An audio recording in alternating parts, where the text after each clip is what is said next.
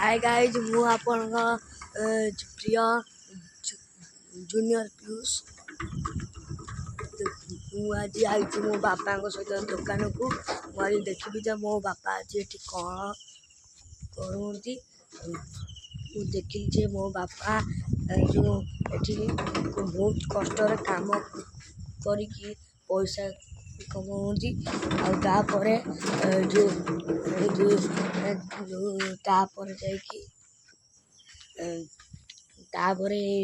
जाकि पैसा दौंती आपण मैंने जो जो आपण मैंने पैसा को ठीक बाटर लगातु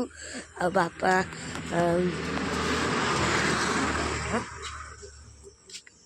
तो जो अजुथारे कुरकुरी खातु ना कि